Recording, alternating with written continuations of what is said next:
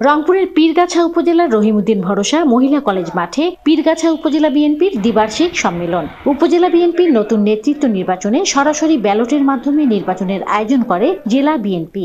পছন্দের নেতাকে নির্বাচিত করতে ব্যালটের মাধ্যমে ভোট প্রদান নিয়ে বুধবার উৎসাহের কমতি ছিল না নেতাকর্মীদের মাঝে। আমরা বিগত 17 বছরে কোনো গণতান্ত্রিক চর্চা বলতে দেখি নেই। আজকে বিএনপির মাধ্যমে আজকে দেখতেছি নতুন করে গণতান্ত্রিক চর্চার উদ্বোধন হয়েছে। আমরা গণতান্ত্রিক প্রক্রিয়ায় আমরা এবার ভোট দিতে পারলাম, এই জন্য আমরা আনন্দিত এবং গর্বিত।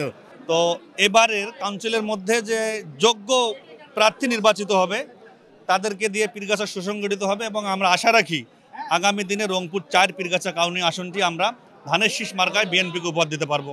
তারেক জিয়ার নেতৃত্বে ইনশাল্লাহ আমরা যেন সুষ্ঠু একটি গণতান্ত্রিক ভোট উপহার দিতে পারি জাতির সামনে।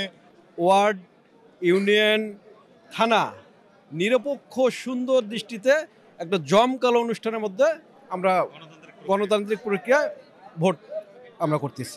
নির্বাচনে 7 পদের বিপরীতে 17 জন প্রার্থী প্রতিদ্বন্দ্বিতা করেন। এই নির্বাচনে পীরগাছা উপজেলার 7টি ইউনিয়নের 639 জন ভোটার তাদের ভোট প্রদান করেন। অবাধ, সুষ্ঠু, নিরপেক্ষ নির্বাচনের যাবতীয় ব্যবস্থা করেছিল জেলা বিএনপি। এখানে কিন্তু আসলে অন্য দলের সাথে নির্বাচন না, আমাদের মধ্যে একটা আমরা নির্বাচন করছি, যেটা হার জিতের কোনো ব্যাপার না। আমরা একে অপরের পরিপূরক, আমরা একে অপরের ভাই। আমরা শুধু একটা গণতান্ত্রিক পদ্ধতিতে চালু করছি। আমরা আজকে ওয়ার্ড থেকে ইউনিয়ন, ইউনিয়ন থেকে উপজেলা, উপজেলা থেকে জেলা, সর্বপর্যায়ে আমরা গণতান্ত্রিক উপায়ে আমাদের নেতা নির্বাচিত করব আমরা। আর সেই দিক থেকে যারা নির্বাচিত হবেন তাদের প্রতি যে বার্তা আপনি বললেন, তাদের প্রতি একটাই বার্তা থাকবে, গণতন্ত্র শুধু মুখে বললে হবে না, গণতন্ত্রের চর্চা আমাদের মধ্যে থাকতে হবে।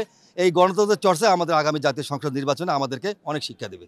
নির্বাচনের প্রার্থী, তাদের মনোনীত প্রার্থী নির্বাচিত করে আগামী দিনে গণতান্ত্রিক বাংলাদেশ বিনির্মাণের জন্য অন্তর্বর্তী সরকারের কাছে অবিলম্বে একটি নির্বাচনের দাবি চাই। প্রথম নির্বাচন হচ্ছে জাতীয় সংসদ নির্বাচন। এই নির্বাচিত সরকারে আগামী দিনে বাংলাদেশ বিনির্মাণ করবে, বাংলাদেশের আগামী দিনের ভবিষ্যৎ নির্মাণ করবে এবং ফেসিবাদের বিচার নিশ্চিত করবে, এটাই প্রত্যাশা আমাদের। গণতান্ত্রিক বাংলাদেশ বিনির্মাণ সহ এই নির্বাচনকে জাতীয় সংসদ নির্বাচনের প্রস্তুতি হিসেবে দেখছে বিএনপি।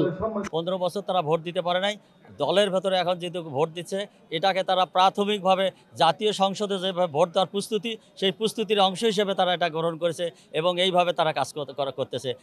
এই জন্যই আজকে দল যে সিদ্ধান্ত নিয়েছে, আমি মনে করি দলের ভারপ্রাপ্ত চেয়ারম্যান, দলের চেয়ারম্যান দেশনেত্রী এবং খালেদা জিয়া এবং ভারপ্রাপ্ত তারেক রহমান যে সিদ্ধান্ত নিয়েছে সঠিক সিদ্ধান্ত। উপজেলা বিএনপির নির্বাচনকে ঘিরে কর্মী সমর্থকদের পদচারণায় উৎসবমুখর ছিল পুরো এলাকা। প্রত্যক্ষ ভোটের মাধ্যমে যোগ্য নেতৃত্ব নির্বাচনের ফলে সক্রিয় হয়ে উঠেছে তৃণমূলের নেতাকর্মীরা। রংপুর থেকে মেরিনা লাভলি, চ্যানেল আই।